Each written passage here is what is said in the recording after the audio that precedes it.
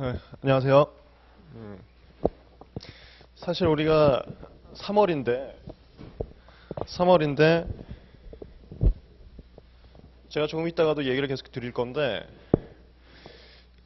기득과 그 좀 공부하신 분들이 조급해하고 계세요. 조급해하다 보니까 통상적으로 우리가 GS들을 보통 한 4월, 3, 4월에 들어갔었는데 현재 기득분들이 모르겠어요. 작년에도 그런 추세는 아니었다고 하는 것 같은데 그 실전 GS를 굉장히 목매어 하시더라고요. 당장 내가 써봐야 되고 당장 다른 친구들과의 대비가 돼 봐야만 한다. 그래서 왜 그런지 제가 이제 지금 독서실 하고 있지 않습니까? 그래서 독서실 다니신 분들한테 좀 왜 그런지 한번 좀 물어봤는데 그게 패스페일이 되면서 이제는 법학의 중요성들을 다들 인식하다 보니까 뭔가 중요한데 그렇다면 뭔가 과거보다 뭔가라도 좀 행동이 빨라야 되는 거 아니라는 그 강박관념 때문에 지금 GS들의 얽매여 있다고 대체적으로 얘기를 하더라고요. 제가 상담을 좀 해보니까. 그런데 그거에 대해서 일침을 가하고 싶어요. 그러니까 지금 GS들을 가고 계신단 말이야.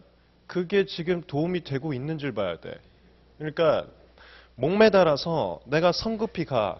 그 성급히 가는 게 나에게 발자취를 남기고 있는지를 봐야 된다고. 공부라는 거는 해 갈수록 실력의 향상이라는 그 발자취가 있어야 될 거 아닙니까?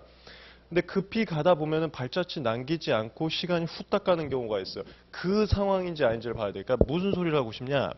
현재 3월임에도 불구하고 우리 지금 오신 분들은 내 이 수업은 이따가도 오리엔테이션 또 보충적으로 하겠지만 답안 작성이라고. 그러니까 보편적으로 GS를 가려는 친구분들에 비해서는 내가 좀 늦은 거 아닌가라는 감을 가질 수도 있어요. 하지만 그게 절대 아니라는 걸 말씀드리고 싶은 거야. 그러니까 우리는 지금 3월 달에 답안지에 대해서 틀을 잡고 있지만 서둘러 가는 친구들보다 훨씬 더 강력하고 깊은 발자취가 나올 겁니다. 그거는 한 달 동안 수업을 들어보시면 알 거야. 뭔지 이해가 될 겁니다. 그래서 전혀 염려하지 마시고 그 다음에 여러분들이 기득인지 내가 수업 시작하기 전에 물어보지 않았습니까? 그게 여러분들만의 스타일이 있는지를 내가 한번 보고 싶었던 거예요. 그러니까 한 번이라도 이 차를 경험을 해봤다면 자신이 어떤 생각을 가지고 답안지를 쓰겠다는 게 조금이 남아 있어요. 그게 뚜렷하지 않은 분들이 대다수지. 왜 그러냐면 종래에는 답안지 작성이라는 그 강의가 없었으니까 뚜렷하진 않을 건데 뭔가 희미하게 있을 거야. 그거 지우세요. 그거 지우고 저랑 이제부터 해 나갈 건데 그대로 가세요. 그게 반드시 고득점이야. 왠지는 계속 제가 말씀을 드리겠습니다. 오리엔테이션 잠깐 진행을 해보겠습니다.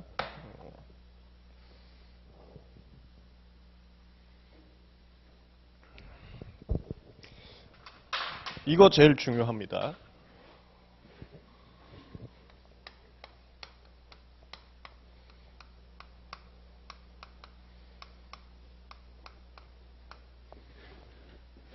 공부 방법.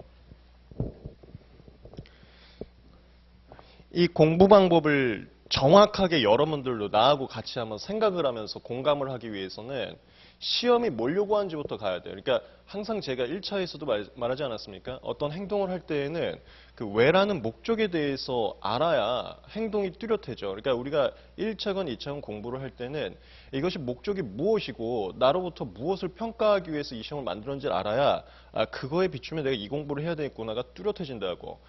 시험이 현재 지금 1차고 2차가 있다고요? 이 1차하고 2차는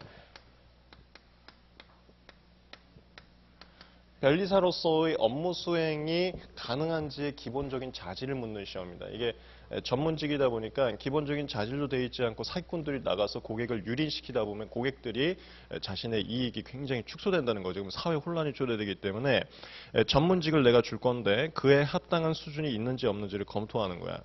변리사가 뭐 하는 거냐면 법령하고 판례를 기반으로 해서 고객들이 자신만의 상황을 나한테 가져옵니다. 예를 들어서 이번에 최근에 저희 사무소에 나온 것 중에 가장 이슈가 된 것은 그거지.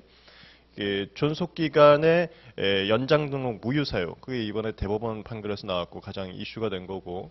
뭐 또는 존속기간 연장 등록의 효력 범위. 이런 것들이 최근에 저희 사무소 나온 것 중에서 가장 굵직하고 특허업계에서 되게 이슈되고 그 다음에 한국법학회라고 세미나를 이제 교수님들이 주체가 돼서 만들었는데 거기서도 이제 탑10에 다 올라가 있죠. 그런 게 있는데 그게 법령과 판례에 전혀 있지 않은 상황을 고객이 가져오거나 더 나아가서는 정말 지금 저희 사무소가 제약업계에서는 넘버원인데 넘버원 사무소는 뭐하냐? 그 상황을 고객이 만들어줘. 이런 것들이 지금 법령에 미비되어 있으니까 요거 당신이 선두주자하면 당신이 앞서 나간다. 그거를 만들어주고 나 이거 이길 자신이 있다를 알려주고 가자 하는 거지. 그게 심판소송이야. 그게 당사자의 소송이야. 그게 권리범위학의 심판이고 무효심판입니다. 그거를 어떻게 하냐? 법령하고 판례를 통해서 법령하고 판례에 그 사안이 없습니다. 만들어가는 거야. 기존의 법령과 판례가 이런 게 있는데 논리적으로 이렇게 내가 말만 맞추면 시나리오만 맞추면 내 논리 무조건 맞다고 주장할 수 있습니다. 그거 맞아가는 거예요. 그게 변리사 업무입니다. 법령하고 판례에 전혀 없는 상황을 고객이 가져오거나 유능한 사람 만들어줘서 그것을 책임 있게 결과까지 이끌어내는 거. 이게 업무입니다. 대신 이 결과는 책임져야 돼. 자신이 된다고 했는데 되지 않았다. 그거에 대한 책임을 져야 되고 된다고 했는데 되게 했다. 그에 대한 책임을 지는 거고 또 이거는 이제 나중에 여러분들이 일하시면서 느낄 건데 책임을 지기가 싫어하시는 분들은 이제 항상 가능성을 50%로 가지. 이렇게 했을 때는 요런 맥락으로 하면 될 것 같은데 요런 맥락 가면 안 될 것 같아요. 50%. 뭐 그렇게 하던가. 그와 같은 여러분들이 전문직으로서 어떻게 할지는 여러분 가치에 따라서 하면 돼요. 근데 저희 같은 경우는 OX로 하고 있습니다. 그래서 이제 많이 이슈가 되고 있죠. 하여튼 책임을 지는 게 이제 변리사인데 이 자질을 보는 거. 책임을 질 때 합당하게 책임져서 고객한테 불이익이 도래되지 않은 기본적인 자질이 있는지를 1차를 보는 거라고. 1차는 뭐 하는 거냐? 이거 아는지 보는 거야. 법령하고 판례 자체를 이해하고 있는지 그걸 봅니다. 이게 근간이 되거든요. 우리 이제 수학으로 따지자면 수식을 풀어나가는 그 숫자와 기호가 된다고. 그래서 그 근본적인 걸 이해하고 있는지는 객관식이면 돼. 아, 법 1조 뭐예요? 2조 뭐예요? 32조 뭐. 객관식이면 된다고. 그래서 이게 객관식 시험이야. 다만 객관식 시험이지만 종전에는 법과 판례에 대해서 추상적인 느낌으로 암기로 접근했습니다. 그러다 보니까 대충 그런 것 같은데 하면서 찍었어. 하지만 제 수험생분들은 지문 하나하나를 모두 이해한 채 풀었지. 그게 왜 그러냐. 객관식 시험이고 표면적으로 법령과 판례가 무엇인지를 알면 되지만 그걸 알기까지 그게 왜 도출됐는지를 명분으로 설명해 줬습니다. 그렇기 때문에 1차에서 객관식을 느낌으로 풀지 않고 무슨 상황이다까지 알고 풀었었죠. 1차생분들이. 그래서 1차는 이해한 상태에서 그 맥락, 결론을 알고 있고 그걸 객관식으로 찍어내면 되는 겁니다. 2차는 뭐 하는 거냐?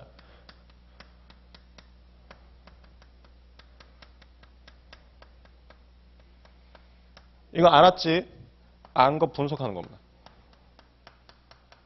안 것 자체, 법령하고 판례 자체를 분석할 줄 알아야 법령하고 판례에 없는 거를 내가 결과를 만들고 논리적으로 끌어낼 수 있습니다. 그래서 그 자체를 분석할 수 있는 역량. 이게 뭐냐? 판례가 나왔으면 판례가 타당하다, 부당하다 평가하는 거. 그거 하는 게 2차입니다. 타당하다, 부당하다 평가를 해야 새로운 상황을 고객이 가져왔을 때 기존의 법령과 판례를 통해서 내가 창출할 수가 있거든. 그 전 단계가 2차야. 근데 법령이나 판례를 분석을 할 수 있는 역량이 있냐 없냐는 객관식으로 어떻게 해? 상대방의 사고를 봐야 되는데 어떻게 출제자가 객관식으로 해서 이 중에 네 사고는 뭐냐를 어떻게 내냐고요. 그래서 서술형이야.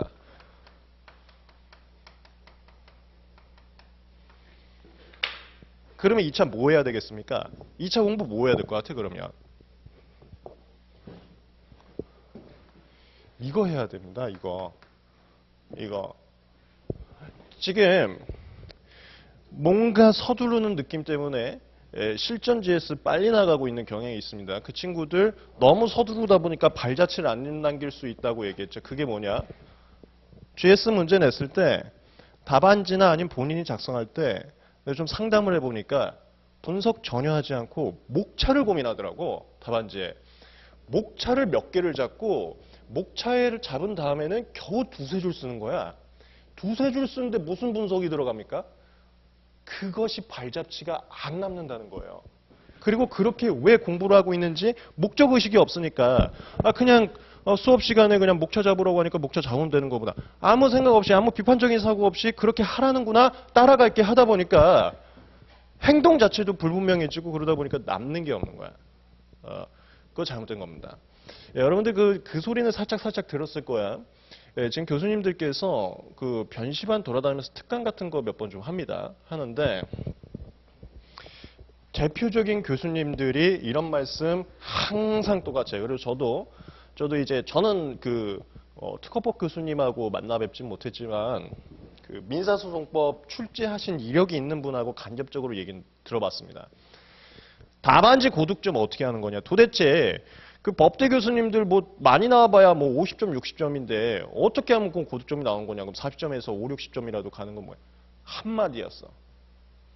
학판검. 학설 판례 검토라고. 학설 판례 검토에서 여러분들이 느껴지는 게 뭐가 있어? 검토야. 지금 실전 GS들 가시는 거 여러분 작년에도 뭔가 경험을 하셨을 거야. 목차 잡고 두세 줄 쓰고 있고 검토가 없어. 그러니 맨날 나오는 점수가 올해 여러분들 받은 점수가 있을 겁니다. 잘해야 49점이야. 뻔하다고. 절대 50점이 잘 안 나와. 왜 그러냐? 검토를 쓰는 연습이 한 번도 없었거든. 그러니까 출제자 입장에서도 2차라는 게 분석이 가능해서 변리사로서 나중에 더 나은 논리를 풀 수 있는 자질이 있는지를 보는 건데 분석을 아무도 안 하는 거야. 그러니까 절반 점수는 50점도 안 주는 거지. 분석이 메인인데. 그래서 특강 자료 보신 분들은 그것도 알 겁니다. 특강 자료에 배점표라는 걸 주신 분도 있더라고. 거기에 유심히 보세요. 판례에 대한 정확한 이해 1.2점. 깊은 분석 4점. 그런 문구 보신 적 있을 거야. 그게 뭐야? 검토입니다. 그럼 공부 어떻게 해야 되겠습니까?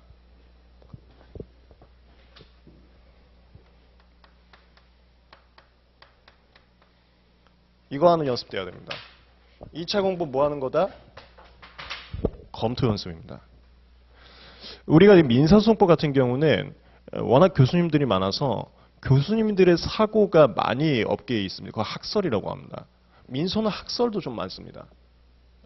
특허는 특허 전문 교수님이 아직 그렇게 활발하지 않고 로스쿨 생기면서 어떻게 보면 들어왔다? 이 정도 시점이기 때문에 아직 특허는 학설이라고 하면 우리 교수님들 전문적인 학설은 많지 않고 일본 거야. 옛날에 우리가 일본 특허법을 채용하다 보니까 그 특허법이란 책도 일본 특허법 번역해서 공부를 했었습니다. 저희 대표님들 같은 경우는. 근데 일본 같은 경우는 좀 논의들을 한 상태에서 법을 만들었기 때문에 거기가 학설이 있어. 그러니까 현재 특허에 있는 학설은 대다수가 일본 학설이야. 그리고 우리나라 고유의 학설은 거의 없어. 그러다 보니까 학설에 대해서 큰 고민은 안 하셔도 돼. 학설이 뭐가 있는지를 좀 밝혀서 그것도 이해하려야겠다. 거기까지는 안 가셔도 돼. 민소는 거기까지 가야 돼. 근데 우리 특허는 거기까지는 안 가셔도 돼. 대신 검토는 할 수 있어야 돼. 판례가 타당하다면 왜 타당한지에 대한 왜가 조금 있어야 되고 부당하다면 왜 부당한지에 대한 왜가 있어야 돼. 그래야 숨은 2점, 4점씩을 챙길 수가 있습니다. 제 스타일대로 해야 반드시 50점 넘습니다. 그렇지 않고 목차 잡는다? 절대 반토막 점수 이상 넘어가지 않습니다. 근데 이걸 보세요. 내가 뭘 공부해야 될지를 모르는 상태에서 그냥 GS 종례대로 가봅시다. 그럼 맨날 목차 잡는 연습하고 끝나고 나올 거야. 그럼 나한테 공부해갖고 남은 게 뭐가 있어요? 목차 잡아갖고 남은 게 뭐가 있냐고. 그럼 그렇게 3년을 공부해보자. 예를 들어서. 그러니까 이거는 오해하지 마시고 3년을 해봅시다.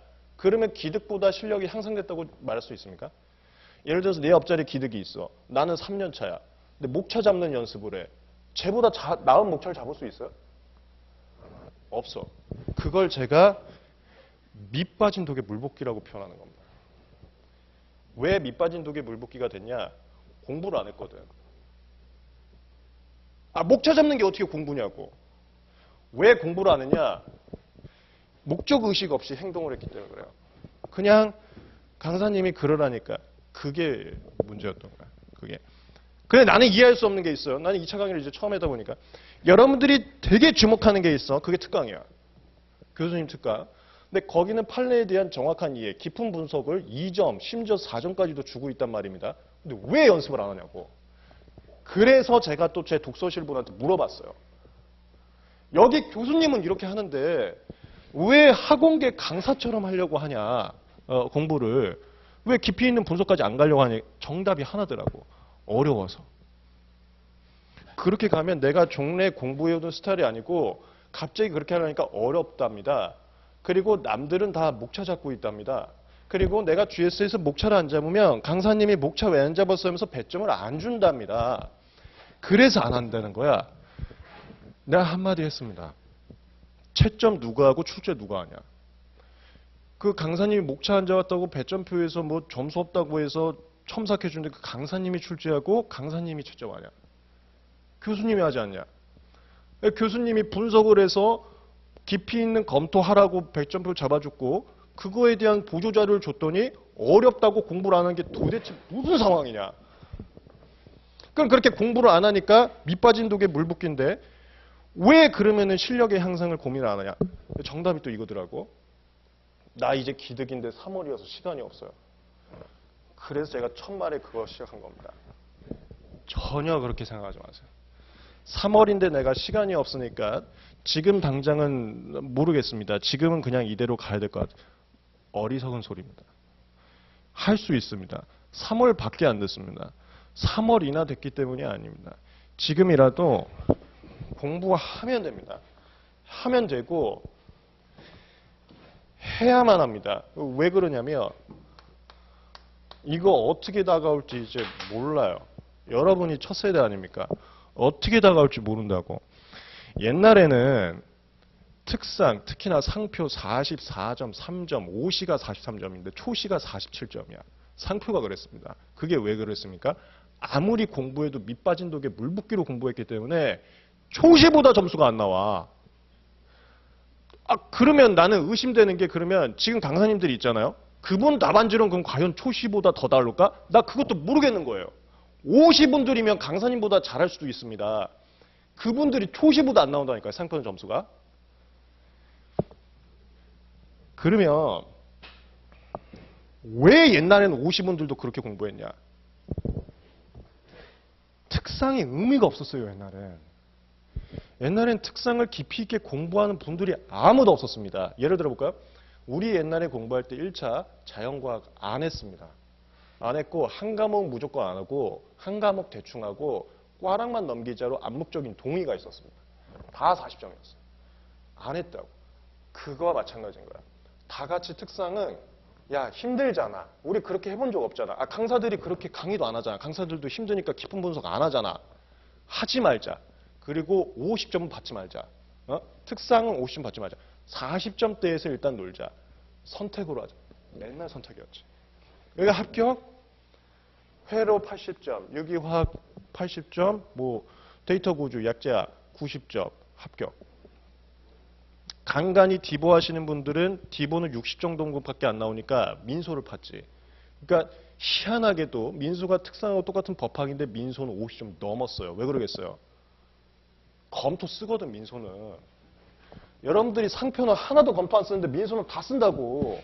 그러니까 50점이 넘지. 그렇게 해왔습니다. 그러니까 됐어. 그러니까 특상을 제가 말하는 대로 깊이 있게 공부를 안 하고 밑빠진 독에 물 붓기로 그냥 대충대충 넘어가도 선택만 차근차근 실력을 향상시켜 왔으면 언젠간 됐습니다. 그게 바뀌었다고. 그래서 제가 올해부터 2차를 시작한 거예요. 이제부터는 특허 점수 나와야 됩니다. 50점 이상 고득점 나와야 돼. 특히나 민소는 이제는 53, 4 나와야 돼. 패스페일이 된 이상. 그래서 특허 올리자는 겁니다. 상표는 모르겠어요. 내가 상표까지 강의를 할 수가 없잖아요. 근데 제가 특허를 강의한 이상 제 수업을 들으신 분들은 반드시 50점 이상 넘겨 드릴 겁니다. 그리고 그렇게 하는 공부 방법을 알려드릴 거고 자료 수집하는 방법까지 알려드릴 겁니다. 그러니까 늦지 않았습니다. 그렇게 하세요. 전혀 늦지 않았어요.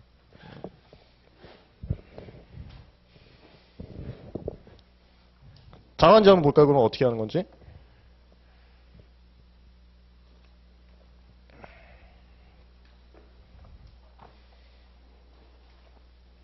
(1페이지인데) 1페이지.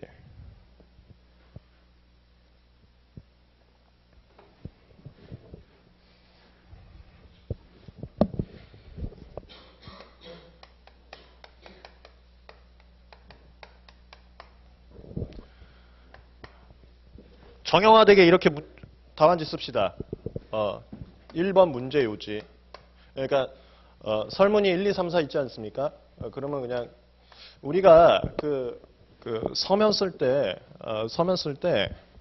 그 대법원 규칙에서 정해준 목차가 있습니다. 그게 어떻게 쓰냐면은 1번, 가번, 그다음에 가로 1번 이런 식으로 나가는데 이렇게 하다 보면 번호가 좀 모자르잖아요. 그래서 요것만 좀 로마자로 씁시다.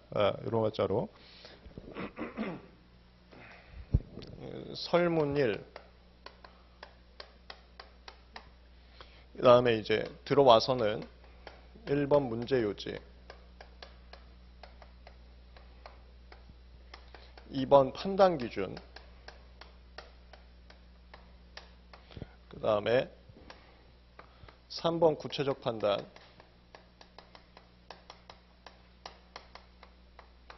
4번 결론. 목차 없어. 이게 목차입니다. 문제 요지, 판단 기준, 구체적 판단, 결론. 핵심은 이 판단 기준이 될 겁니다. 여기가. 하나하나 잠깐 볼까요? 먼저 문제 요지인데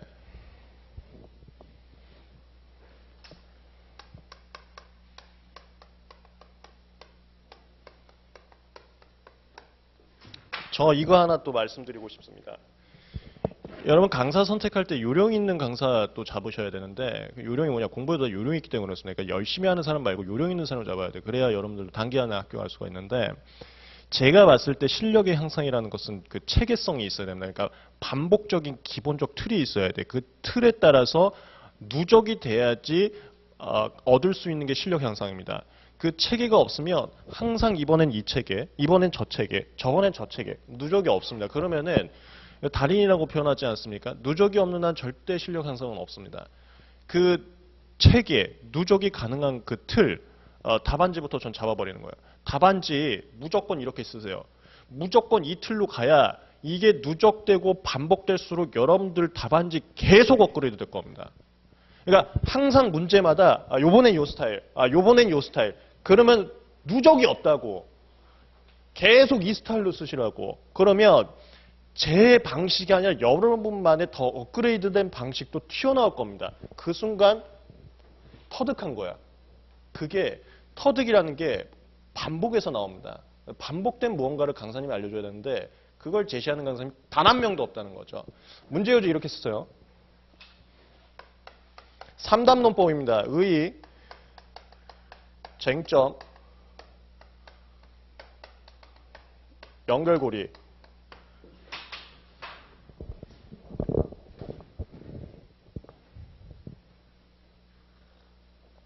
예를 들어 보겠습니다. 그 보충 프린트 드렸는데 그 중에서 뭐 하나만 적어서 한번 보죠. 보충 프린트 드렸는데 뭐 예를 들어서 맨 마지막 거 보충 프린트 한번 볼까요? 맨 마지막 거. 24번, 문제 24번이라고 되어 있는 거 있지 않습니까? 보충 프린트 중에 문제 24번. 이게 사례집엔 문제 17번까지 있습니다. 그래서 문제 17번 안쪽에 있는 거는 사례집에 있는 내용을 조금 수정한 겁니다. 여러분들이 알기 쉽게 조금 수정한 거여서 이 보충 프린트 내용으로 보시고, 그다음 문제 18번부터는 사례집에 없는 거고 작년 기출문제입니다. 작년 기출문제와 재작년 기출문제, 그래서 같이 참고하시면 되고 우리가 수업 시간에 간단하게 볼 겁니다. 이 문제 24번, 이 재작년 기출문제인데, 재작년 기출문제. 이걸로 한번 좀 예시를 들어보겠습니다. 재작년 기출문제.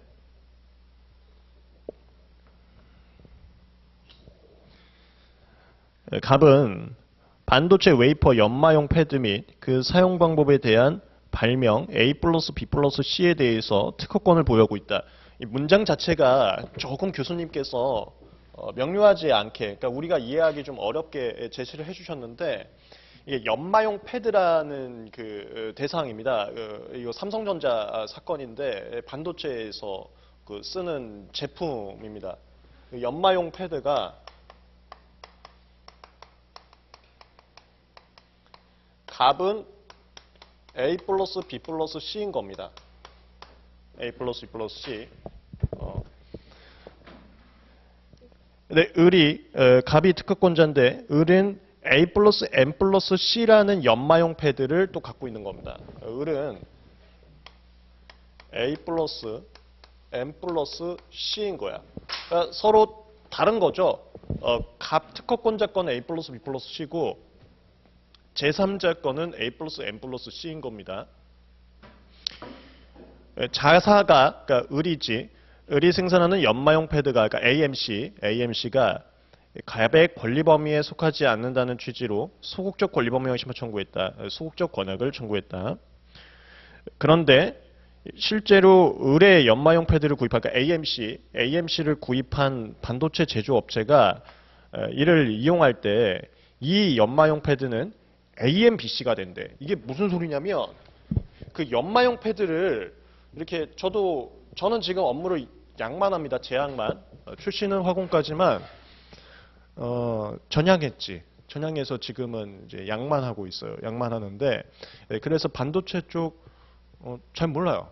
전혀 모르는데 이 연마용 패드를 어떻게 좀 하다 보면은 연마하는 거겠지. 하다 보면은 이게 이렇게 돌다 보면은 비가 튀어나온대. 그러니까 AMC가 새 제품인데 그걸 공정해서 이렇게 쓰다 보면 비가 나온대요. 비가. 그게 이 사건에선 그 홀이었나? 그런 게 이제 쓰다 보면 튀어나온답니다. 근데 그게 비인 거야. 우리 특허 ABC잖아. 비인 거야, 비. 얘를 쓰다 보면 AMBC가 됩니다. 그리고 이거 B는 B로 될 개연성이 크대. 우리가 개연성이란 말은 이제 간접 침해에서 어디로 갈 개연성이 높으면은 그 어디로 갈 게 뻔히 예측되니까 어디로 가기 전에 사전에 막는 걸 간접 침해라고 합니다. 이걸 어떻게 보면 직접 침해로 이어질 개연성이 높으니까 직접 침해가 나오기 전에 사전에 막는 걸 간접 침해라 한다. 그런 표현에서 이제 개연성이라는 말을 써요. 이 반도체를 구입했는데 요거를 이제 쓰면은 연마용 패드가 AMPC로만 나타난다. AMPC로만. 그 만을 강조하는 건 개연성이 고도해야지만 간접 침해로 잡습니다. 그러니까 이게 직접 침해로 가는 수단도 있고 직접 침해 아니고 다른 걸로 가는 수단도 있고 다른 걸로 가는 수단도 있고 그러면 꼭 특허 침해로 가는 건 아니니까 사전에 이걸 막아서는 안 되잖아. 이쪽으로 갈 수도 있는 건데 막아서는 안 되잖아. 그래서 그 만이란 단어가 또 간접 침해에서 등장을 하죠. 강조한 거야. 만 나타난다. B는 B로 실시될 개연성이 크다. 이 상태에서 괄호 1번입니다. 갑이 간접 침해를 주장하자. 그러니까 AMC를 쓰다 보면 내 제품하고는 다른데 실제 공정에서 쓰다 보면 AMBC가 되고 AMBC는 내 이용 관계다는 거야. 그러니까 ABC가 있다는 거지. ABC를 포함하고 있다는 거죠. 구성 요소를 완비한다는 거지. 그러니까 간접 침해를 주장한 겁니다. 그러자 요거 설문 읽기 전에 여기서 간접 침해 주장하니까 이거 쟁점이 두 개였습니다. 두 개. 간접 침해라는 것은 특허 발명, 이 물건 발명이니까 특허 발명 생산에만, 이 생산에만이 이슈 아닙니까? 요건 아닙니까? 간접 침해 요건. 이 쟁점, 요거 생산 쟁점도 있었습니다. 우리가 흔히 생산이라고 하면은 간접 침해 제가 1차에서도 이렇게 예시를 드렸었어요. 전용 부품을 갖다가 특허 발명 완제품 만드는 거다. 그러니까 특허 발명이 어떤 완제품이라면 그거의 전용 부품을 생산하는 거. 완제품의 조립에만 사용되는 전용 부품을 생산했다는 것은 이거 어딘가 완제품 만든다는 소리 아니냐. 그걸 간접 침해 1예로 제가 소개를 했었습니다. 그래서 전용 부품으로 완제품을 생산하는 것. 그렇게 표현해갖고 생산이라는 개념이 우리가 보통 가공의 개념, 조립하는 개념으로 생각을 했다고요. 여긴 조립이 아니야. 이거 사안이 조립이 전혀 아니라고. 이거 뭘 만드는 게 아닙니다. AMC를 샀어. 그걸 돌리다 보니까 B가 튀어나온 겁니다.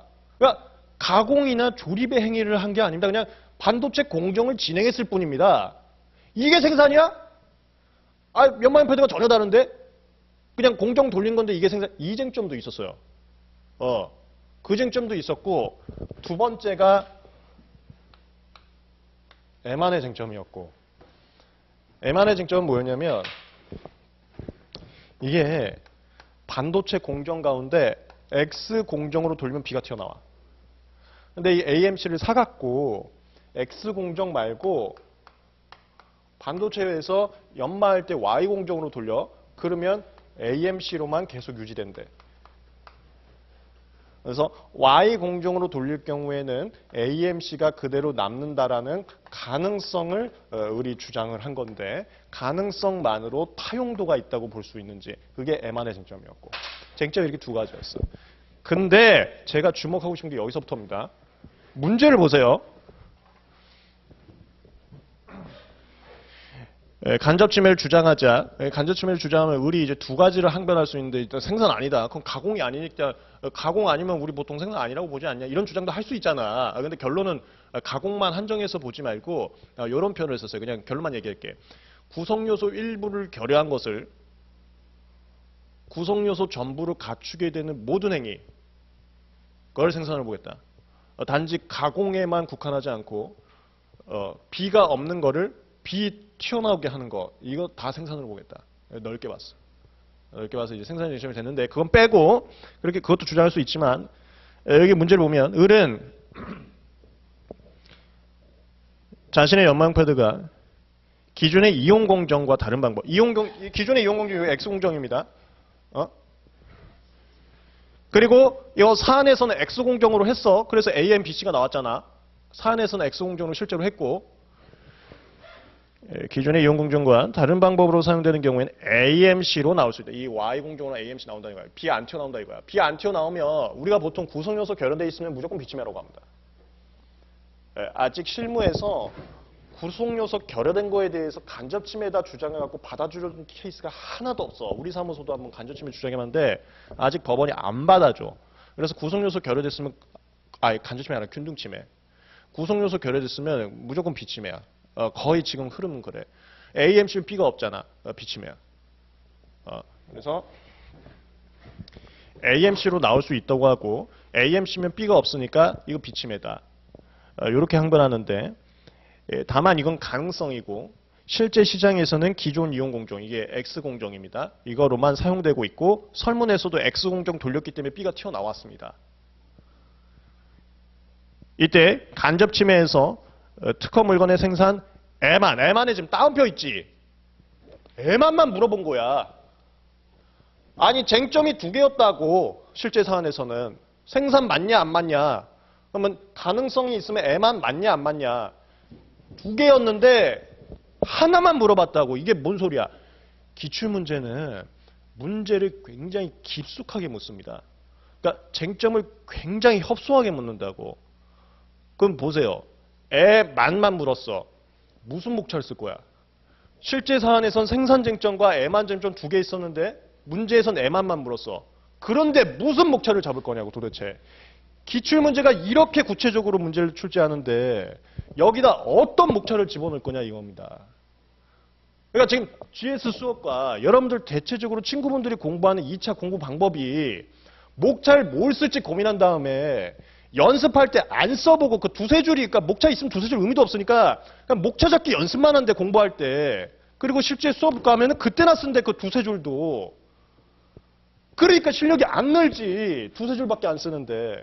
근데 제가 얘기하고 싶은 게 기존의 GS들은 목차를 작게 문제를 출제를 합니다. 문제를 굉장히 폭넓고 추상적으로 낸다고.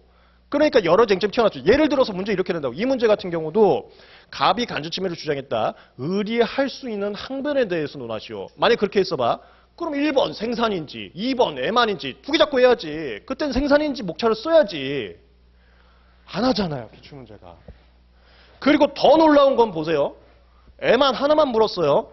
배점 몇 점이야?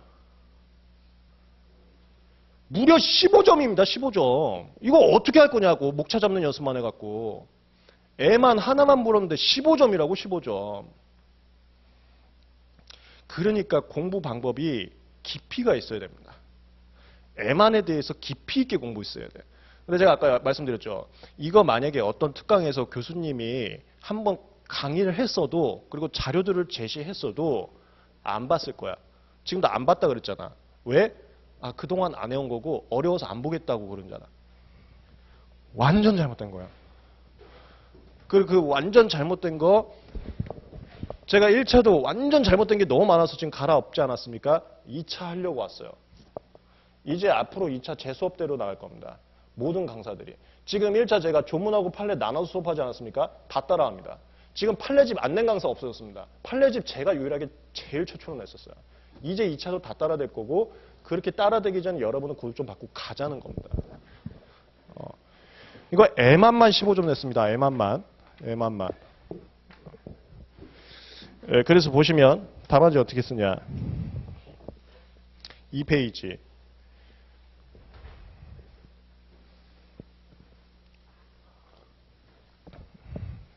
이거 답안지 가기 전에 여러분들 좀 간질간질하게 하려고 하나만 더 예시를 들어보겠습니다.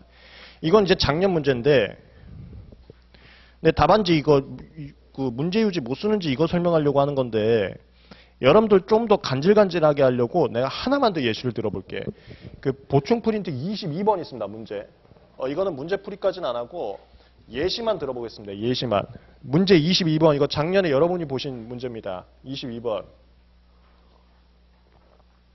이것도 예시를 들어봅니다. 문제 22번 보충 프린트. 문제 22번. 답은 A, B, C로 구성되는 발명 X를 완성한 후 해당 발명의 사업화에 관심이 있는 을과의 간담회에서 2015년 3월 2일 발명의 내용을 을한테 이제 설명을 했고, 을은 2015년 3월 27일 진행된 자신의 사업 설명회에서 발명 X를 공개하고 자세히 설명했으나 해당 발명자에 대한 언급은 하지 않았다. 이거 체크야. 이게 문제야. 그러니까 을이 공개하고 이거 갑거야 라는 말 안 했다고. 마치 을 거야 뭐 이런 것도 될 수도 있다는 거지. 발명자에 대한 언급은 하지 않았다. 한편 갑은 2015년 8월 3일 X에 대한 추론을 하면서 공지의 취지를 기재했고 증명서류를 2015년 3월 2일 회의록을 제출했다. 이거 잠깐만 좀 말씀을 드릴게.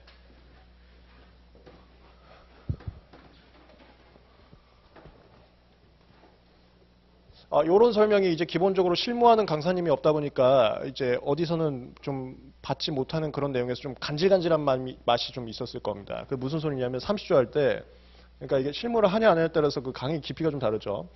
30조 할 때 취지기재한다는 게 뭐냐면, 지금 이거 2015년 3월 2일에 오픈시켰고 3월 2일에 공지했고 그 다음에 3월 27일에 또 공지했고, 이건 갑이 공지한 거고 이건 을이 공지한 겁니다. 그 다음에 종국적으로 8월 3일 출원을 했어요.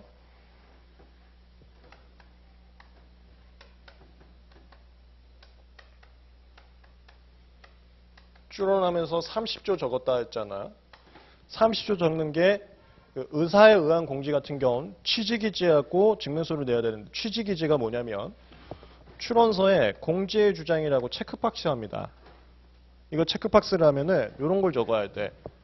일자, 몇 월 며칠, 그 다음에 공개 형태, 뭐 어떻게 공개했는지. 이거 어떻게 하는 거냐? 3월 2일 날 을하고 간담회 이렇게 쓰는 거야. 이게 취지기재야. 증명서는 뭐냐? 3월 2일 날 을하고 간담회 했어. 그걸 입증하는 서류. 뭐 을과의 회의록 이런 거 내는 거야. 그게 취지와 증명서류 제출입니다. 근데 보세요. 출원하기 전에 공지가 2번이 있었어. 근데 지금 취지하고 증명서류는 요 공지만 한 거야. 이거 안 했죠. 이게 쟁점이 두 개야, 이 사건도. 이 사건도 쟁점이 두 개라고. 이 사건 쟁점이 뭐냐? 첫 번째, 취지하고 증명서류 안 냈잖아. 이거 안 내도 되냐 이거야. 취지, 증명서류. 이게 이제 절차죠. 누락했는데 이거 30초 해줄 거냐 이거야. 그 다음에 두 번째가 이 문제야. 이거 보세요. 예, 가로 1번. 2015년 3월 27일 의뢰 사업 설명회에 참석한 병은 특허청에 갑의 특허 출원은 신규성이 없어 특허를 받을 수 없다는 내용의 정보 제공을 하면서 이게 실제 사안은 그 무효심판입니다. 무효심판인데 이거 교수님이 바꿨더라고 출원으로. 그 왜 바꿨냐?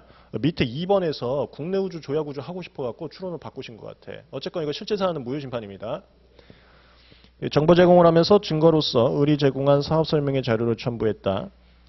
여기야 이게 핵심이야. 병은 30조 1항 1호 받기 위해서는 출원인이 발명 공개해야 되는데 의리 공개했으므로 공제외 안 된다 주장한다. 이게 뭐냐? 두 번째 쟁점이야. 이 사안에서 첫 번째 쟁점이 취지하고 증명서로 누락했잖아. 누락했는데도 할 수 있냐 30조. 그거고 만약에 할 수 있다 하더라도 이게 지금 얘하고 다르잖아요. 출원인은 갑인데 의리 공개했잖아. 타인이 공개한 걸로 30조 가능하냐.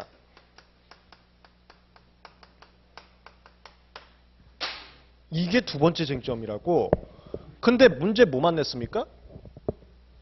타인이 공개했는데 이거 가능하냐만 냈어. 문제 어떻게 돼 있어? 30조 되겠냐 돼 있지 않고 문제 뭐라고 돼 있습니까? 병 주장의 타당성이라고 돼 있어요. 이게 뭘 뜻한다? 기출문제 정말 구체적으로 출제한다. 이거 작년이야. 아까 제가 본 거 재작년이고. 그럼 뭐라고 얘기해야 돼? 물론 갑자기 교수님이 마음 바뀌어서 추상적으로 낼 수 있으니까 목차 받는 방식으로 낼 수도 있어. 갑자기 마음이 바뀌어서. 근데 우리는 보편적인 통계치에 따라서 공부하는 게 일반적인 거 아닙니까? 통계치 봐.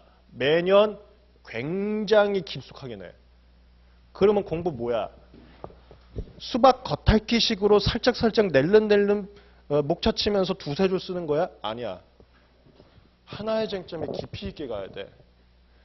예를 들어서 사례 강의를 하지 않습니까? 특허나 상표. 1시간에 사례 뭐 4, 5개씩 나가실 거야. 나는 1시간에 하나 나갑니다. 뭐가 맞다고 생각합니까? 4, 5개 했을 때 그거 수업 듣고 남는 게 있을 것 같습니까? 여러분들한테? 근데 저는 확신합니다. 제 스타일이 맞습니다. 왜? 기출문제가 이렇게 깊이 있게 됩니다. 그렇기 때문에 이건 정답입니다. 제 스타일은 기출문제에 최적화된 스타일입니다. 그건 내가 1차에서도 계속 자랑을 했었죠. 2차도 마찬가지입니다. 저는 제가 확신이 없는 한 강의 안 합니다. 믿고 오세요. 반드시 이게 맞습니다. 그래서 문제 이것만 출제했어요. 이거 하지도 않고. 나중에 한번 쟁점은 봅시다. 나중에 쟁점은.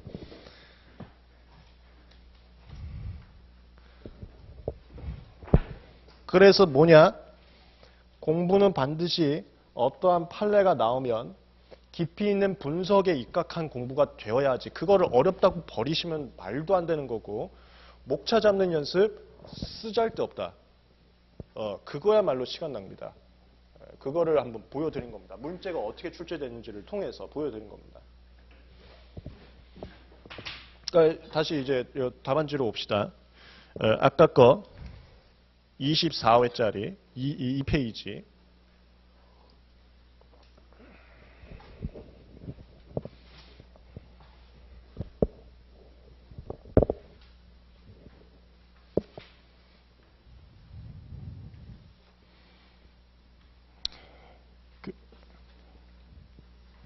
문제유지. 이거 제가 의 쟁점 연결고리로 치라고 했는데 그게 어떤 의미냐면 문제에서 묻는 제도가 있을 겁니다. 방금 전에 본 거는 30조고 30조. 그럼 30조 의 쓰는 겁니다. 여기는 간접침해 아닙니까? 간접침해 의 잡고 가시면 돼요. 의는 그 특강 자료를 보셔도 아시겠지만 배점표 다 있습니다. 그러니까 의는 누락하시면 안 됩니다. 제도의 의는 잡고 가시라고. 간집침에 의의 적었습니다. 127조 1호는 특허가 물건 발명이고 물건의 생산에만 사용하는 물건을 생산하는 행위 등을 특허 공동의 침해로 본다. 의의는 너무 어려워하지 마세요. 예를 들어서 쓸말 없으면 그냥 조문 그대로 읊으세요. 부담스러워하지 말라고. 그 다음에 저랑 1차 하면서 법령과 판례에 대한 명분들을 제가 계속 강의를 해오지 않았습니까? 그걸 이해해야지 암기 과목이 아니고 이해 과목이 돼서 1차 수월하게 한다고 하면서 제가 계속 설명을 드렸잖아요.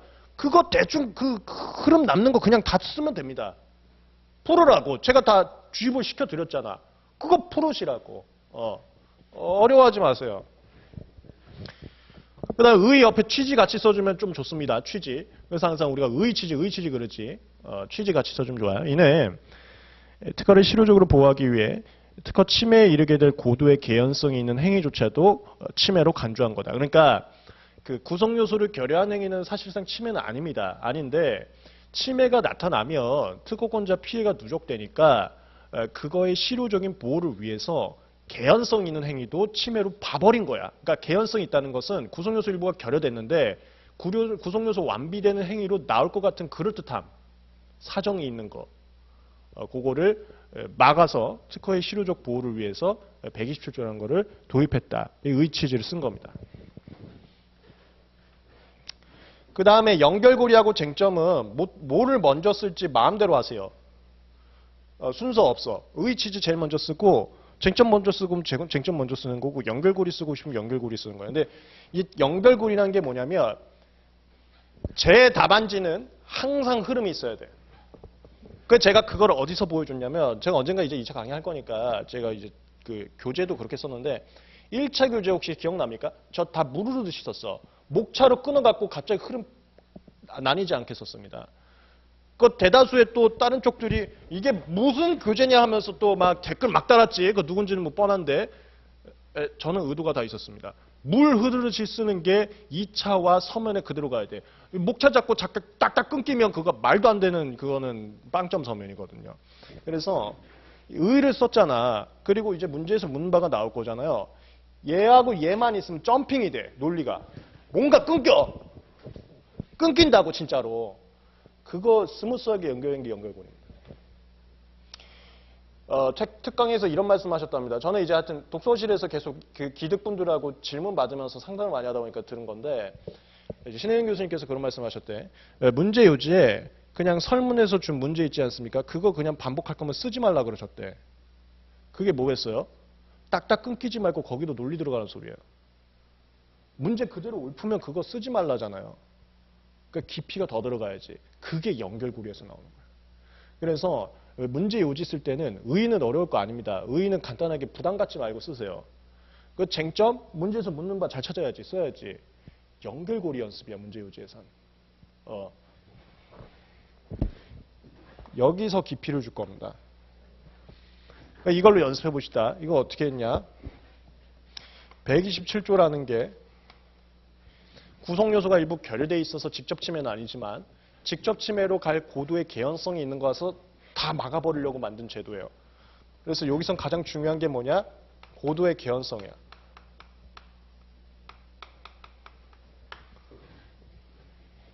쟁점은 다른 용도로 쓰일 가능성이 있어서 애만이 아니래.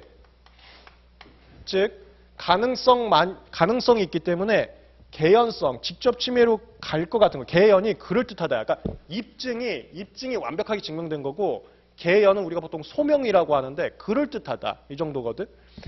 그럴듯한 게 깨진다는 거야.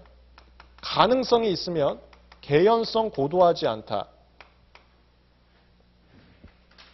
뭐야? 이게 연결고리지. 이게 연결고리고 쟁점이 설문에서 가능성이 있다고 주장한다. 이것만으로 애만이 부정되는지를 살핀다. 이거예요. 그러니까 의의를 써요. 120조의 의의를 써. 그 다음에 쟁점을 써요. 가능성이 있다고 한다. 이것만으로 애만이 부정되는지를 살핀다. 논리가 점핑되잖아.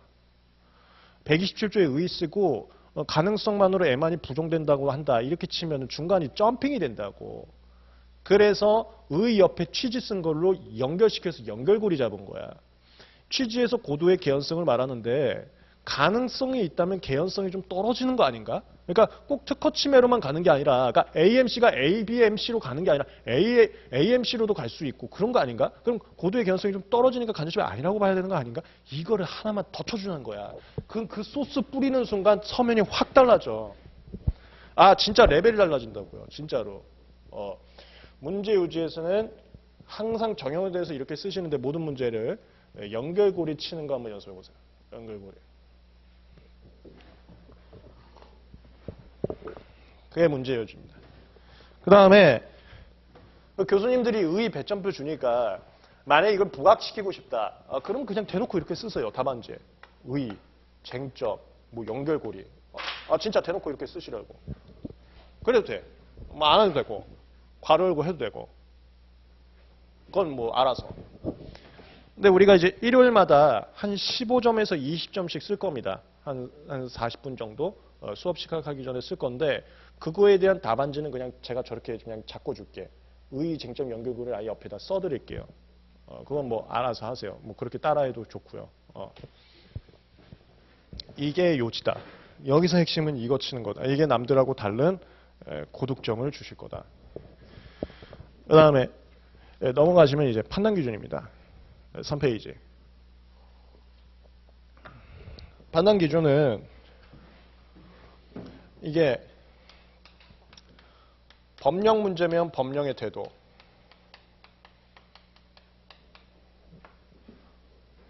판례 문제면 판례의 태도,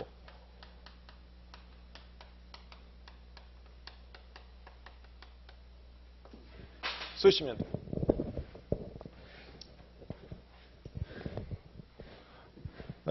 기출문제를 분석해보면 제가 여기 그 사례집에도 넣었는데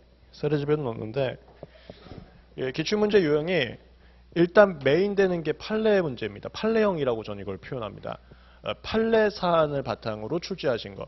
지금 우리가 봤던 53의 30조 그것도 판례 사안이고 근데 그건 판례 사안은 특허 무효심판이라 그랬었죠. 그걸 약간 변형시킨 거지.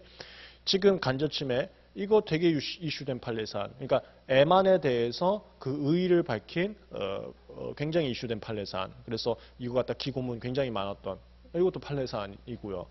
그런 것들을 판례형이라고 합니다.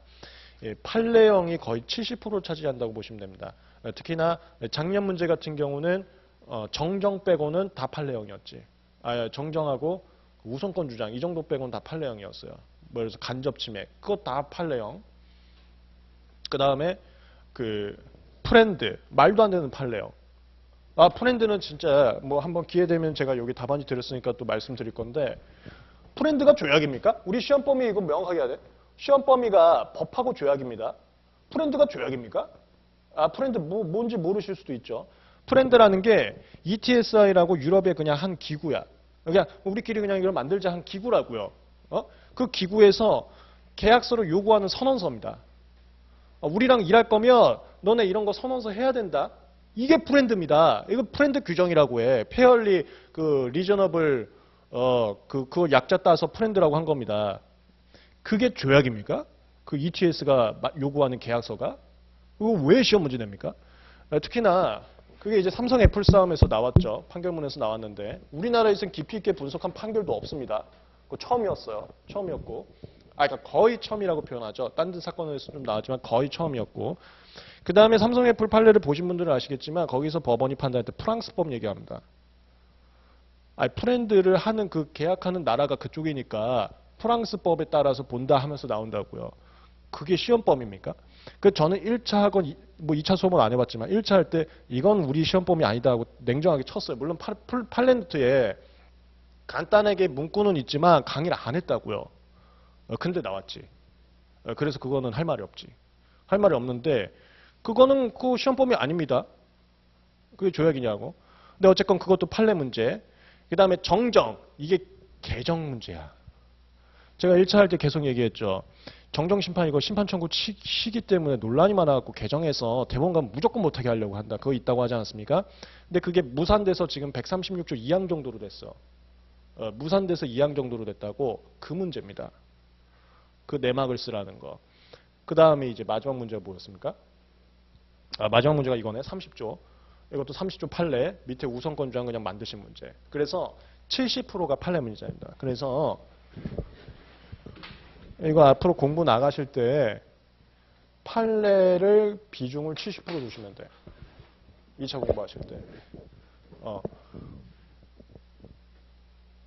판례는 어떻게 공부하냐? 일단 제 판례 노트. 그 다음에 제가 저번 달 수업 들으신 분 중에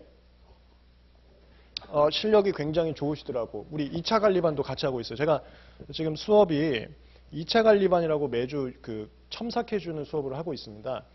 그건 이제 기출문제 풀이만 하고 있어요. 그러니까 저번 달 수업도 듣고 2차 관리반도 같이 하는 분이 있는데 실력이 굉장히 좋더라고. 그분이 우리 지금 게시판에서 판례 조교하고 주세요. 두 분이. 그분이 지금 나온 그 2017년 특허법원 판례 그거 전부 정리해주고 있어요. 그 게시판 보세요. 그 판례나 좀 없는 판례들이 있을 거 아닙니까?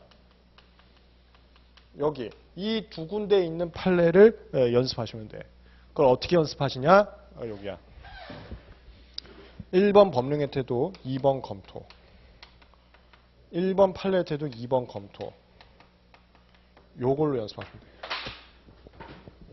그리고 판례 노트는 저걸 여러분이 스스로 좀 밑줄로 이렇게 하이라이트 해가면서 구분하셔야 되고 게시판에 있는 건 우리 조교들이 저렇게 다 나누고 있어요. 그거 참고하시면 되고. 참고로 이 말 좀 하고 갑시다. 지금 그 30조 문제 나왔다고 하지 않았습니까? 작년에. 그거 특허본 판례야. 특허본 판례라고. 그 다음에 이거 간접침해 이거 물론 대법원까지 가서 이슈됐지만 이것도 특허법문 때부터 이슈됐어요. 하고 싶은 말은 뭐냐. 올해 시험이면 작년도 특허법문 사건을 유심히 보셔야 돼. 그러니까 제가 1차 분들한테는 특허법문 판례 보지 말라 그럽니다. 왜냐하면 대법원 판례가 아닌 이상 사실상 구속력이 없어서 시험 문제 나오지가 않거든. 근데 2차생 분들한테는 특허법문 판례 꼭 보라고 합니다. 그거 참고하셔서 출제 많이 하시게 됩니다. 왜 그러냐. 특허법원 판례가 아직 대법원 판례까지 아니죠. 할 말들이 나오거든. 아직 확립된 게 아니잖아. 이 말도 저 말도 나올 수 있잖아. 그걸 쓰라고 내기 너무 좋잖아. 그러니까. 그래서 대법원 사건도 출제하시지만 특허법원 사건 많이 출제하십니다. 그런 의미에서 특허법원 판례. 이거는 1차생들하고 같이 하는 거니까 특허법원 판례가 많이 없다고. 요 게시판에 계속 올리는 거 보시라고요. 그거를 판례 태도와 검토로 나눠서 보시면 되는데 이건 어떻게 하냐. 얘는 결론이라고 보면 돼. 법원의 결론. 예를 들어서 이거야. 이 3페이지. 판례의 태도. 법원은 가능성만으로는 안 되고, 그러니까 법원은 상업적, 경제적 실용성 있는 용도로서 사회 통상 통용되거나 승인될 수 있는, 이게 사회에서 쓰고 있는 거라는 거예요. 시장에서 쓰고 있는 거. 그 용도가 있어야 되고, 단순히 이론적, 실험적, 일시적 가능성만으로는 안 된다고 본다. 이걸 쓰라고. 더 짧게 써도 돼. 법원은 가능성만으로는 안 되고 실제 사용되고 있는 용도만 용도로 인정한다. 이렇게 써도 됩니다. 그거를 판례 태도에다 써. 그거를 정리하시라고. 그거를 게시판에 있는 건 우리 조교들이 정리해주고 있으니까 참고하시고 판례 노트에 있는 건 여러분들이 잡으라고. 근데 우리 1차 할 때 굉장히 깊이 있게 판례 노트 다 분석했잖아. 충분히 잡을 수 있어요. 결론 못 잡아? 결론 못 잡으면 안 되지. 1차에서도 하시는 분들, 하는데 1차생 분들도 결론 잡으시라고. 간단하게. 그 다음에 검토 뭐 쓰냐? 판결문에 명분을 좀 써줍니다. 판사님이. 왜 그런 결론을 잡았는지 그걸 다 검토로 빼세요. 다 빼라고 검토로. 그 연습이야. 판례 노트에 있는 판결문 요지들을 제가 판례 노트에 써놓지 않았습니까? 거기서 결론만 도출하셔. 판례의 태도에. 나머지 내용 검토로 다 빼라고. 아니 왜냐면 검토를 여러분만의 검토를 만들어도 좋지만 너무 힘들어요. 힘들고 제가 강의 시간에 몇 개 그냥 제 생각을 좀 드릴게. 그럼 그 정도까지만 가시고 스스로 만들려고까지는 하지 마시라고. 그렇게 되면 그 대학원 가야지. 그게 대학원에서 하는 일인데 그렇게까지는 가지 마시고 저도 이제 과도한 건 제한 안 합니다. 거기까지는 가지 마시고 판결문에 있는 검토까지만 치자고 답안지에. 근데 문제는 뭐냐. 현재 답안지들은 판결문에 있는 검토도 안 쓰니까 문제라고 하는 거예요. 제가. 특히나 상표 답안지 그렇게 쓰잖아요. 사안에 포섭하면서 그냥 판례하고 사안하고 접목시켜서 쓰잖아. 그러니까 평생에도 43점이지. 예. 그래서 판결문에 있는 다른 내용만 검토를 좀 빼세요. 그리고 제가 사례집을 왜 들었냐. 특허가 학설이 많이 없습니다. 없는데 간간히 조금 있어. 그런 것들은 제가 1차 수업할 때 한 번도 제시를 안 하지 않았습니까? 그걸 판례는 돼도 없습니다. 그런 걸 제가 좀 잡아서 사례집에 넣었습니다. 그러니까 이 문제 나왔을 때 이거는 학설이 좀 있을 수 있으니까 요거는 좀 잡아가세요라는 것들을 좀 실어놨습니다. 요 쟁점도 15점 아닙니까? 학설 안 쓰면 15점 못 채웁니다. 이게 보통 우리가 지금은 답안지 무제한이기 때문에 마음대로 써도 되는데 시간을 잡으셔야 돼. 100점을 다 써야 될 거 아닙니까? 시간 잡으려면 현실적으로 1점당 2줄에서 2.5줄 씁니다. 그러니까 15점이면 한 30줄, 40줄 써야 돼. 30줄, 40줄. 그거 넘어가면 다른 문제를 쓸 시간이 안 될 겁니다. 근데 3, 40줄 쓰려면 판례 쓰고 검토 쓰면 안 나와. 학설 좀 넣어야 돼, 학설. 그래서 학설 있는 것들이 조금인데 여기 좀 가져왔어요. 다음 페이지 보시면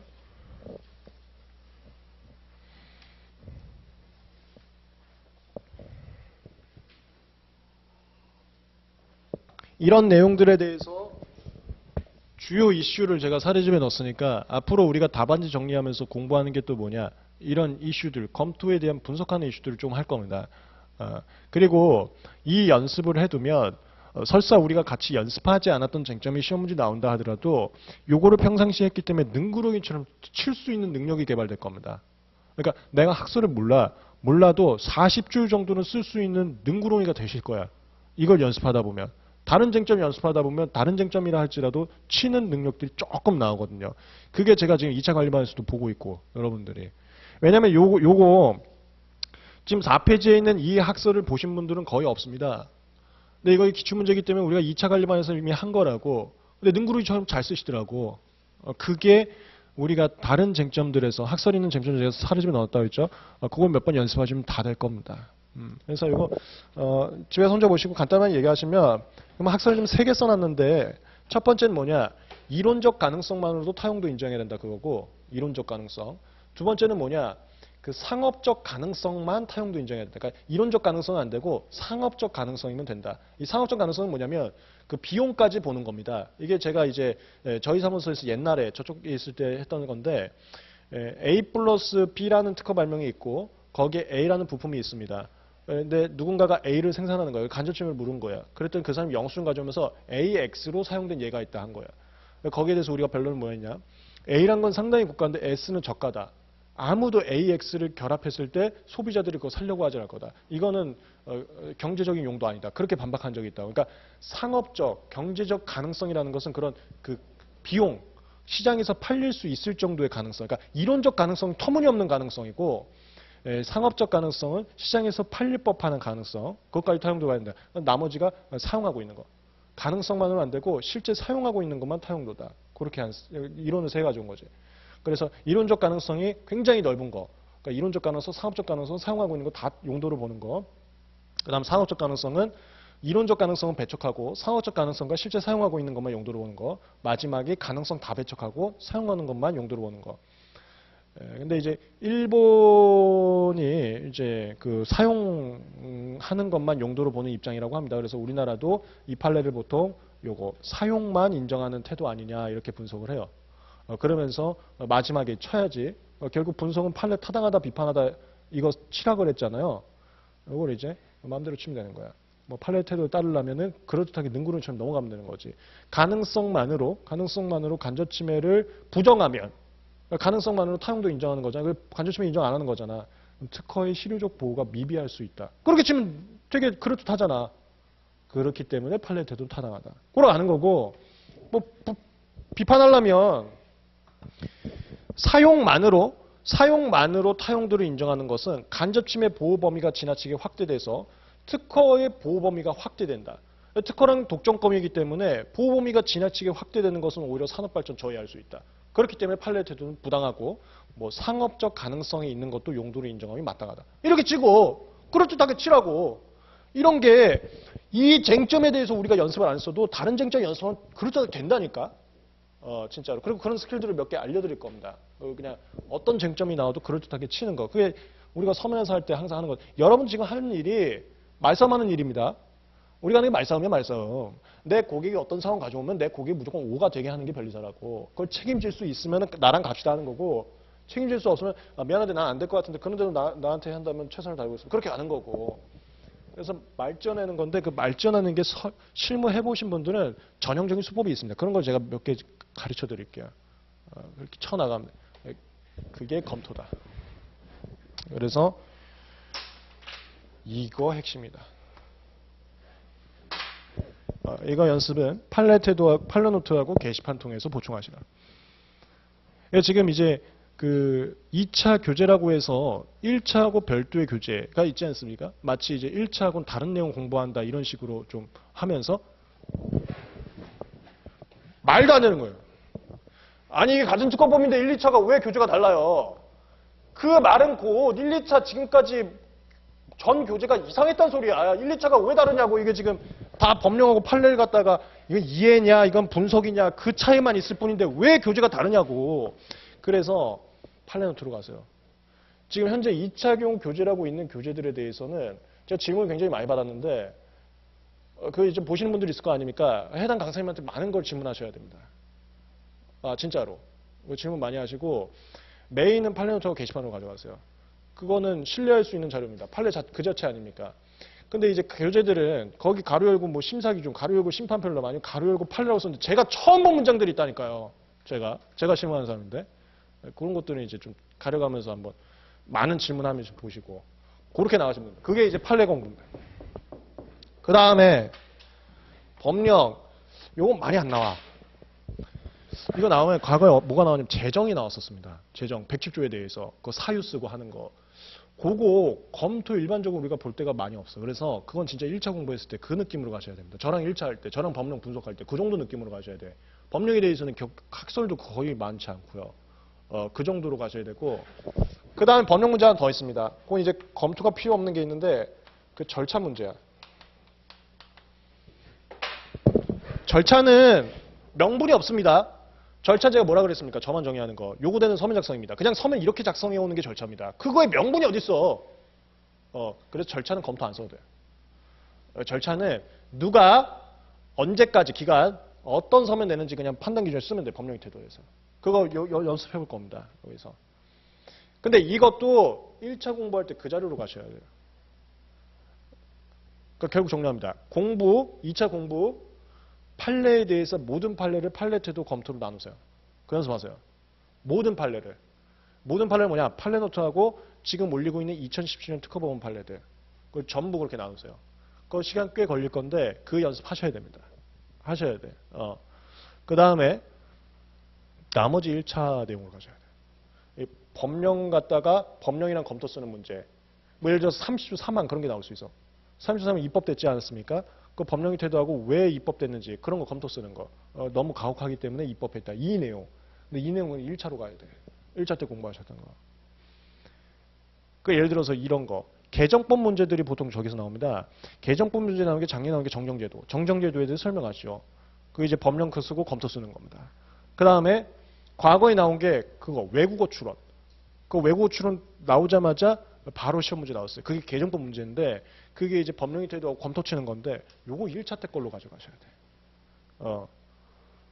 그래서 1차 수업했을 때 그 법령 분석한 거, 그 다음에 판례 노트하고 특허본 판례 정리하는 거 요걸로 가져가시면 됩니다. 그게 공부야. GS 가서 자꾸 이렇게 하려고 하지 마시고 그거는 서두르려는 느낌은 알겠는데 남는 게 없습니다. 그게 할 게 아니라 저걸 하셔야 돼. 그게 공부지. 그거 하시면 됩니다. 여기가 판단 기준이고 5페이지 나번 구체적 판단.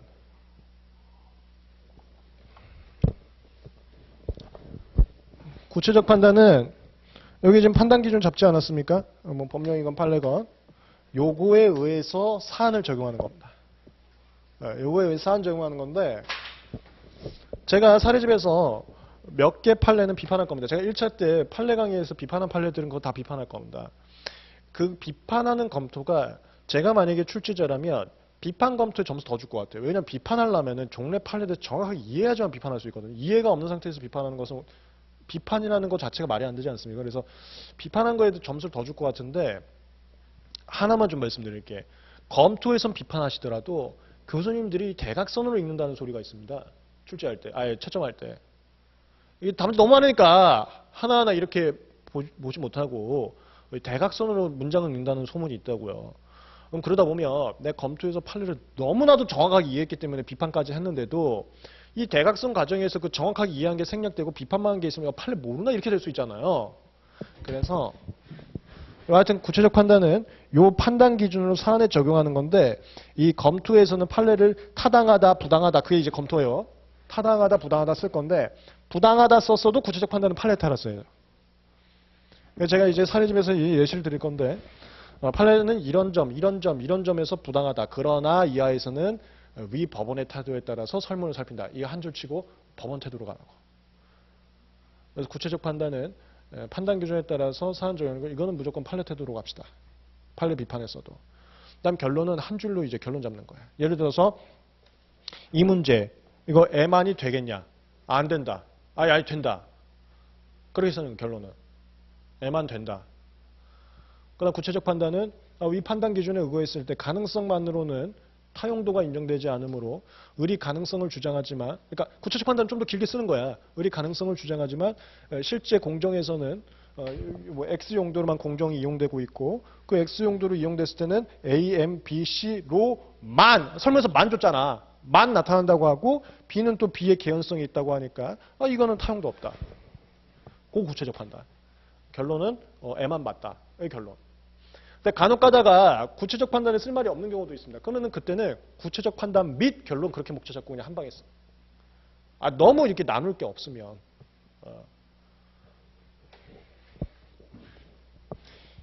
이게 목차입니다. 목차 연습 없습니다. 이게 목차고 이대로만 가시고 여러분들이 그럼 연습할 건 목차. 목차를 못 쓸까를 연습할 게 아니라 이거 못 쓸까, 이거 못 쓸까를 연습하는 겁니다. 그게 공부입니다. 1번에 못 쓸까는 공부가 아니에요.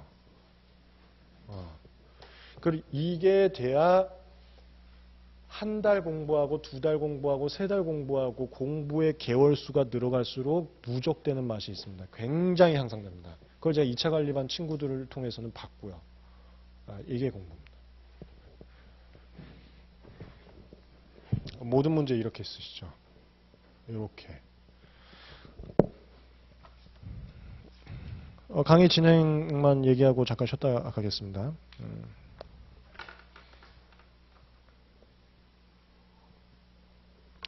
강의는 일요일 날 한 40분 정도는 제가 문제를 드릴 거니까 쓰시기 바랍니다. 이거 한 15점에서 20점 정도를 문제를 가져올 건데 사실상 15점이면 한 30분 내로 써야 되는데 지금 당장 급하게 쓰시지 마시고 최대한 이 틀에 맞춰서 쓰는 연습을 하는 게 맞습니다. 지금 시험 볼 거 아니지 않습니까?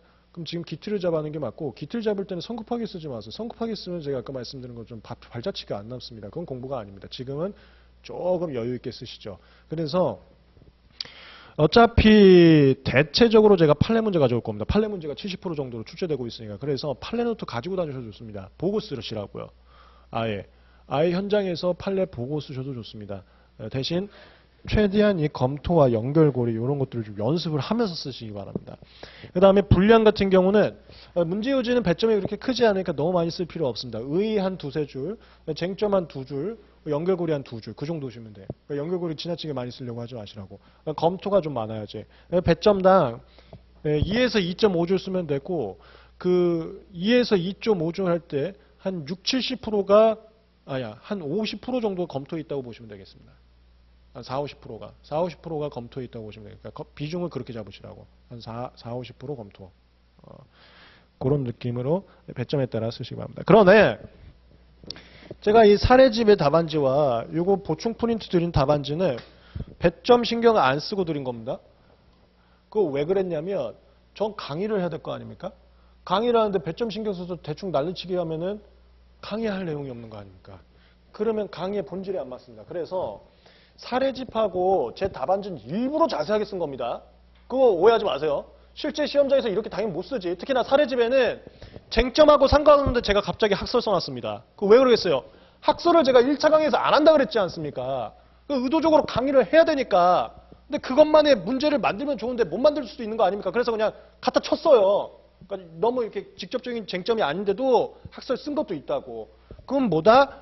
이렇게 이쟁점 남은 시험장에서 이걸 쓰라가 아니고 강의를 해야 되니까 강의 전달용이다 이렇게 생각하시면